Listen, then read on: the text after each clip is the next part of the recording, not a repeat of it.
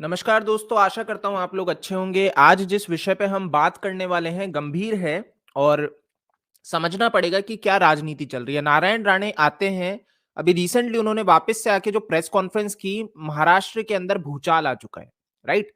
और इस चीज को हम थोड़ा करीब से समझेंगे कि उनके इस पूरे भूकंप जो लेके आए उसके बाद का परिणाम अभी वहां पे क्या नजर आ रहा है, उसको समझने की कोशिश करेंगे और कैसे एक अलग ही डर का माहौल बन चुका है।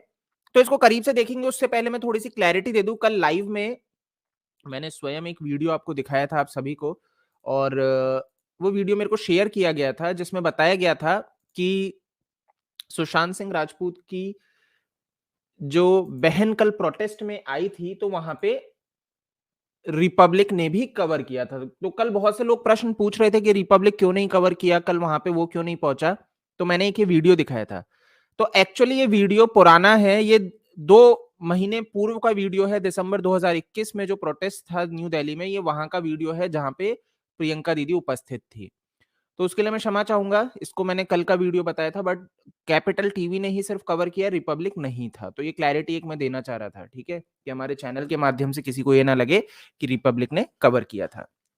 ठीक है, तो मैंने ट्विटर पे भी ट्वीट करके इसीलिए क्लैरिटी दे दी कि गलत जानकारी मुझे थी, जिसको करेक्ट हम कर रहे हैं वीडियो के माध्यम से भी। ठीक है, तो रिपब्लिक ने कवर नहीं किया है। आई होप आपको समझ में आ गया होगा। चलिए, तो अब हम बात करेंगे नारायण राणे को लेके कि किस तरीके से नारायण राणे आते हैं।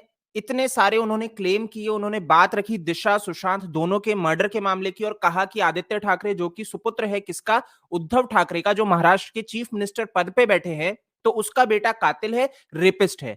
और इसमें सिर्फ ये अकेला व्यक्ति नहीं है, इनके साथ और भी लोग लिप्त है। तो ये सारी चीजें जब निकल के आ रही है, जब हमें पता लग रही है, उसके बाद भी इनके ऊपर एफआईआर नहीं हो रही है, इनके ऊपर कोई एक्शन नहीं लिया जा रहा, और ये सारी चीजें बहुत आराम से चल रही है। तो इसको हम करीब से देखना चाहेंगे। पहले एक बार मैं आपको शुरू से समझा देता हूं क्या पूरा मामला हुआ था, तो एक बार देखते हुए चलते हैं। वीडियो, दिशा सल्यान के साथ किसने किया रेप, कैसे गायब हो गए सुशांत सिंह राजपूत की बिल्डिंग के सीसीटीवी कैमरे, राणे का फिर हमला। तो नारायण राणे ने आके ये बात कही थी, उन्होंने गंभीर प्रश्न उठाए थे जो एक्चुअल में वैलिड हैं, और इसी के साथ उन्होंने ये भी कहा कि उनके पास एविडेंस भी है, राइट? अब वो क्या है जो सीबीआई उन्हें बुलाए, उनसे मांगे, तो वो एक अलग विषय है। बट पॉइंट ये है कि इतने गंभीर आरोप उन्होंने लगाए, उन्होंने दिशा सल्यान के केस में आके गंभीर जानकारी दी, सुशांत के केस में गंभीर जानकारी दी, उसके बाद क्या देखने को मिला? तो उसके बाद ये देखने को मिला कि मुंबई की जो मेयर है, उन्होंने कहा कि भाई अब है ना, इसके ऊपर जांच होनी चाहिए कि कैसे नारायण राणे ने इतना बड़ा ये जो बात कही है, तो जो वुमेन कमीशन है वो इस पे जांच करे। ठीक है, तो मुंबई की मेयर ने ये बात कही। अब यहां पे थोड़ा सा इस चीज को समझना पड़ेगा कि ये कहती है ये महिला, मतलब नारायण राणे ने आज आके ये बात नहीं कही है, नारायण राणे पिछले 1 वर्ष से कह रहे हैं। इनको अब जाके ये चीज लगती है कि वुमेन कमीशन यहाँ पे दखल दे कि कैसे एक लड़की के साथ ये सारी जो बातें की जा रही है। लेकिन इसमें भी इस एक चीज को समझना पड़ेगा कि ये क्या कह रही हैं। तो एक बार हम थोड़ा सा इसको देख लेते हैं, ठीक है, फुल आर्टिकल। ठीक है, तो इसमें ये कह रही हैं कि इनका, हाँ, तो जैसा कि नारायण राणे ने कहा कि Disha was killed after the gang rape, both the cases will be reopened, है ना? तो इस पे ये कहती हैं नारायण राणे रेज्ड दिशा सल्यान इशू, ठीक है, as a woman I am distressed, a union minister talking about a postmortem report is wrong, character assassination of a woman is being done after her death, I would demand women commission for strict action।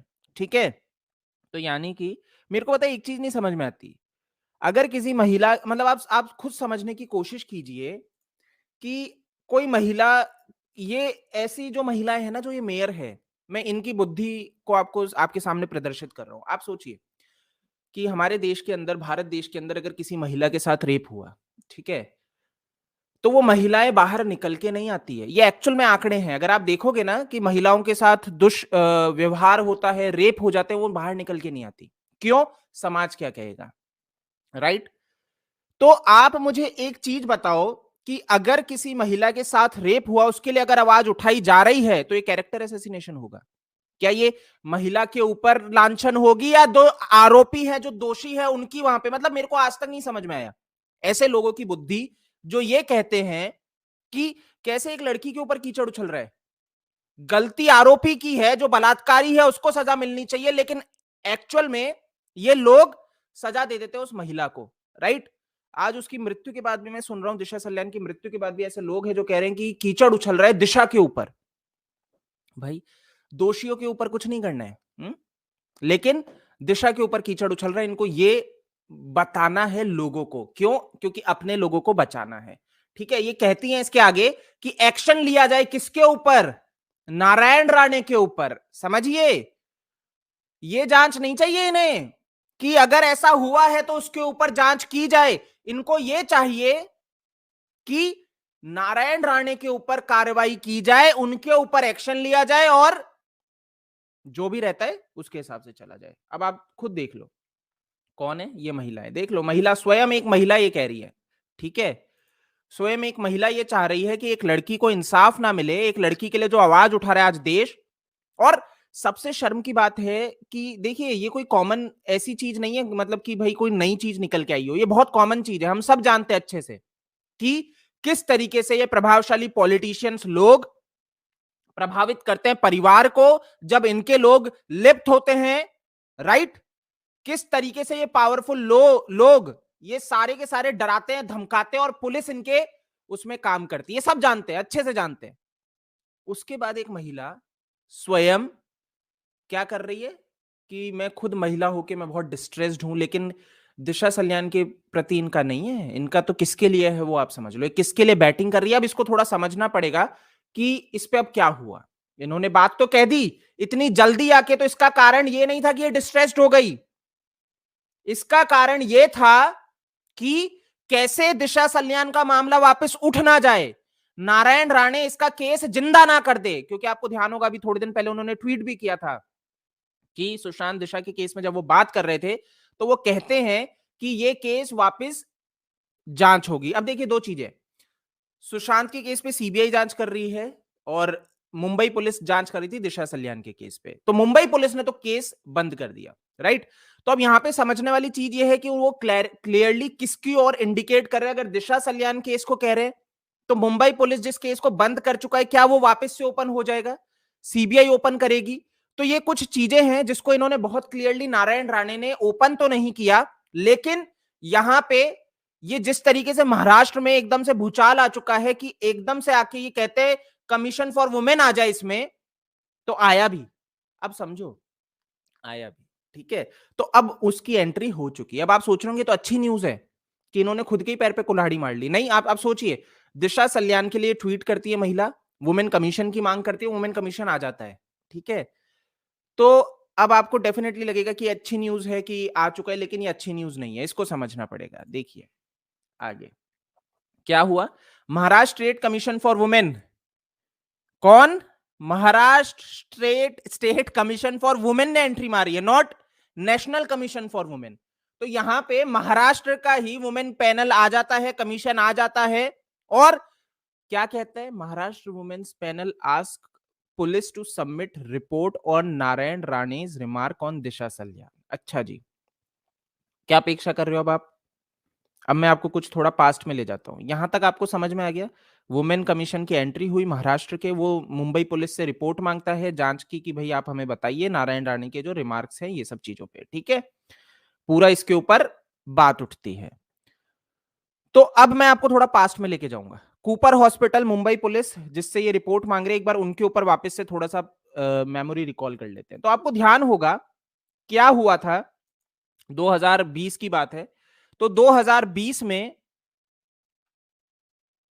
हाँ, Cooper hospital और Mumbai police के ऊपर प्रश्न खड़े होते हैं। ठीक है, इनके ऊपर प्रश्न खड़ा किया जाता है कि भाई एक बात बताओ कि ये जो सारी चीजें हैं कि कूपर हॉस्पिटल में रिया चक्रवर्ती को अंदर एंटर होने दिया, राइट? मुंबई पुलिस और इन सब के ऊपर आ जाता है जांच के घेरे में ना, इनके ऊपर वो कंप्लेंट की जाती है, एक वकील ने की थी मुंबई बेस्ड। तो इसके बाद क्या होता है, एमएचआरसी एक्टिव होता है। महाराष्ट्र ह्यूमन राइट कमीशन इस पे एक्टिव होता है और उसने क्या इसके ऊपर संज्ञान लिया, एक बार इसको पढ़ते हैं। ठीक है, एमएचआरसी में बोले कूपर अस्पताल के डीन रिया को मुर्दा घर जाने की अनुमति नहीं दी। ठीक है जी, तो ये तो हम सब जानते हैं, रिया चक्रवर्ती मुर्दा घर गई थी, राइट। ये इसने स्वयं इंडिया टीवी पे, इंडिया टुडे टीवी चैनल पे आके कौन था वो, राजदीप सरदेसाई को इंटरव्यू में ये बात कही है स्वयं अपने मुख से कि वो अंदर गई थी। तो यहां पे लेकिन ये कहते हैं हमने कोई अनुमति नहीं दी। ठीक है, इसको थोड़ा सा हम पढ़ लेते हैं आर्टिकल को। तो रिया के मुर्दाघर जाने को राज्य मानवाधिकार आयोग ने गंभीरता से लिया था और कूपर अस्पताल के डीन, ठीक है, फुल स्क्रीन कर देता हूं जिससे आपको क्लियर दिखे, डीन एचओडी और मुंबई पुलिस को इस संबंध में जवाब देने को कहा था, राइट। सोमवार को अस्पताल के डीन और एचओडी आयोग के सामने हाजिर हुए। अस्पताल के डीन ने कहा कि अस्पताल को इस बारे में कोई जानकारी नहीं है कि रिया चक्रवर्ती 15 जून को मुर्दाघर गई थी। क्या क्या समझ रहे हो आप? एमएचआरसी बुलाता है, राइट। एक बार मैं आपको फिर पढ़वाता हूं इसको, है ना। और इसमें यहां पे वो क्लियरली कह दिया, अस्पताल के डीन बोल रहे हैं कि अस्पताल के किसी व्यक्ति को कोई जानकारी नहीं है कि रिया चक्रवर्ती हॉस्पिटल में अंदर एंटर हुई है। ठीक है ना, कि एंटर हुई है। चलिए, रिया को अस्पताल प्रशासन ने नहीं दी थी मुर्दाघर जाने की अनुमति। कूपर अस्पताल के डीन और एचओडी ने कहा कि रिया को अस्पताल प्रशासन ने मुर्दाघर जाने की इजाजत नहीं दी। दोनों ने यह भी कहा कि 15 जून को रिया चक्रवर्ती के मुर्दाघर जाने के बारे में उन्हें कोई जानकारी नहीं है। आयोग इस जवाब से संतुष्ट नहीं है। सवाल यह है कि रिया मुर्दाघर तक पहुंची कैसे? क्या मुंबई पुलिस ने उसे वहां तक पहुंचाया? राइट। अब ये वाला भी आपने पढ़ा और समझा कि किस तरीके से यहां पे हमें एक चीज समझ में आ रही है कि रिया चक्रवर्ती मुर्दाघर तो गई, डेफिनेटली गई। यहां पे डीन अस्पताल ने कह दिया हम तो जानते भी नहीं है, हमने तो पहुंचाया भी नहीं। अब ये देखिए अपने आप एक प्रश्न खड़ा करता है कूपर हॉस्पिटल पे कि कैसे एक मुर्दाघर में कोई भी व्यक्ति घुस गया बिना हॉस्पिटल की किसी व्यवस्था होगी ना, डेफिनेटली ऐसी तो कोई गहरा नहीं घुस जाएगा जो परिवार का सदस्य नहीं है, राइट। तो किस बेसिस पे उसको एंट्री मिल गई? दूसरा प्रश्न खड़ा होता है मुंबई पुलिस, क्योंकि सुशांत सिंह राजपूत कोई ऐसे आम नहीं थे, राइट। हाई प्रोफाइल केस था जिसपे जांच हो रही थी, मर्डर की बात उठ रही थी, और उसमें मुंबई पुलिस ने कैसे रिया को अंदर एंट्री दे दी? दो चीजों पे प्रश्न उठा। आगे पढ़ते हैं। रिया ने खुद कहा था मैं मुर्दाघर गई थी। रिया चक्रवर्ती ने इंटरव्यू में कहा कि वह 15 जून को कूपर अस्पताल के मुर्दाघर गई थी और सुशांत की लाश के पैर छुए थे। रिया वहां लगभग 45 मिनट तक थी, जबकि सुशांत के परिवार से इसके लिए इजाजत नहीं ली गई। ठीक है, महाराष्ट्र के मानवाधिकार आयोग ने कूपर अस्पताल से पूछा था कि क्या यह सुशांत के परिवार के मानवाधिकार का हनन नहीं है। चलिए, तो यहां तक आपको ये चीज समझ में आ गई बहुत अच्छे से कि किस तरीके से रिया चक्रवर्ती कूपर अस्पताल गई। वहां पे एमएचआरसी शुरुआत में प्रश्न भी पूछा, गंभीरता से सारी चीजें थी, और इसमें क्लियरली समझ में आ रहा है कि कूपर हॉस्पिटल झूठ बोला, मुंबई पुलिस झूठ बोली, लेकिन परिणाम कुछ और आया। देखिए, झूठ पकड़ में आ रहा है साफ कि आप क्या कर रहे हैं, लेकिन परिणाम निकल के कुछ और आता है, और परिणाम आपके सामने है। In Sushant case shocker, MSHRC claims clean chit to Cooper hospital and Mumbai police. तो Maharashtra state human right commission ने क्या किया? क्लीन चिट दे दी। ठीक है, किसको? कूपर हॉस्पिटल और मुंबई पुलिस को। अब अपने आप में ये चौंकने वाली बात ही है कि आप एक चीज को समझिए कि यहां पे अभी तक क्या चल रहा था, थोड़ा सा जूम कर देता है ना, यहां पर अभी तक क्या चल रहा था कि कूपर हॉस्पिटल से सख्ती से पूछा जा रहा था कि आपने कैसे वो उनको अनुमति दे दी। वहां पे कूपर हॉस्पिटल के डीन कह जाते हैं कि हमें तो पता ही नहीं, हमने तो कोई अनुमति भी नहीं दी, राइट। तो उसके बाद क्लीन चिट किस बेसिस पे दे दी जाती है? यानी कि महाराष्ट्र के अंदर, इसको मैं थोड़ा सा अगर नीचे पढ़ूंगा अभी तो इनके ऊपर प्रश्न भी खड़े हो गए कि ये पूरा व्हाइट वॉश और ये सारी चीजें चल रही हैं कि किस तरीके से MSHRC सरकार के लिए काम कर रहा है, सरकार के नीचे पूरी की सारी चीजें अपने हिसाब से सेट कर रहा है। ठीक है, एकदम क्लियर है ना। चलिए आगे देख लेते हैं एक बार। ये एक और रिया चक्रवर्ती's visit to mortuary, MSHRC gives clean chit to Cooper hospital and Mumbai police. इसमें भी देख लो। This is nothing but eyewash, BJP MLA कहते हैं। ठीक है, तो Atul Bhatt Bhatkhalkar BJP MLA from Kandivali east ने क्या कहा कि यहाँ पे ये पूरी महाराष्ट्र जो सरकार है इनके इशारों पे सारी चीजें चल रही है, आई वॉश करने की कोशिश करी जा रही है और कुछ नहीं है, कि यहाँ पे सिर्फ मूर्ख बनाया जा रहा है। चलिए यहां तक भी समझ में आ गया। अब दिक्कत ये है समझने वाली कि भाई जब ये सारी चीजें क्लियर कर दी जाती हैं कि एकदम क्लीन चिट दे दी जाती है रिया चक्रवर्ती को, कूपर हॉस्पिटल को और मुंबई पुलिस को कि ऐसा कुछ ब्रीच हुआ ही नहीं, सब ठीक है, और कुछ समय पूर्व साफ झूठ बोल रहा था हॉस्पिटल कि रिया को अनुमति नहीं दी, तो खेल तो खेला जा रहा है, रिया को बचाया जा रहा है, कातिलों को बचाया जा रहा है। और अभी जब ये निकल के आया दिशा सल्यान केस में, तो यहां पे जब वुमेन आयोग आ जाता है महाराष्ट्र का, तो वो भी क्या रिपोर्ट सौंपेगा, वो भी आपको यही बोलेगा कि कोई ऐसी बात नहीं है, बिल्कुल सही जांच हुई है, नारायण राणे झूठ बोल रहे हैं, दिशा का मर्डर नहीं हुआ, रेप नहीं हुआ, राइट, मुंबई पुलिस की सही जांच थी, कूपर हॉस्पिटल की सही जांच थी। ये पूरा का पूरा इशारों पे काम चल रहा है, और ये डर जो सताने लगा है वो यही सताने लगा है कि आगे जाके कहीं ये चीज यहां ना घूम जाए कि भाई दिशा सल्यान का केस ओपन हो गया तो सारी चीजें, क्योंकि ये आप और हम सब अच्छे से जानते हैं कि दिशा की मृत्यु के बाद सुशांत सिंह राजपूत का मर्डर किया गया, राइट, कि ऐसा क्या था, ऐसी क्या चीज है जो दिशा सल्यान का जिसके कारणवश मर्डर किया गया और फिर आगे सुशांत का भी मर्डर कर दिया गया, यानी कि बहुत गंभीर चीज है। ऐसा क्या था, ऐसी क्या बात हुई, ऐसा क्या जांच हो रही थी, ऐसी क्या इन्वेस्टिगेशन हो रही थी, सुशांत ऐसा क्या कर रहे थे, दिशा ऐसा क्या कर रही थी। और आप हम सब जानते हैं कि और भी कुछ मौतें हैं जिनको भी कहा जा रहा है कि इस केस से जुड़ती हैं। ठीक है, तो ये कैसे हो सकता है, ये वो नहीं है कि भाई कोइंसिडेंस है कि दिशा की मृत्यु हुई फिर सुशांत की मृत्यु, ये कोइंसिडेंस नहीं है। ठीक है, दोनों मौतों में सिमिलैरिटीज हैं, दोनों मौतों में हम देख सकते हैं कि किस तरीके से सीसीटीवी दोनों जगह पे काम करने बंद कर दिए थे, किस तरीके से सचिन वाजे जस्ट कुछ दिनों पूर्व ही आ जाते हैं और उसके बाद से ये प्लान को अंजाम दे दिया जाता है, राइट, कि दिशा का मर्डर होना फिर उसके बाद सुशांत का मर्डर होना। तो ये ऐसा नहीं है कि एकदम यूं कहा जाए कोइंसिडेंस है। ठीक है,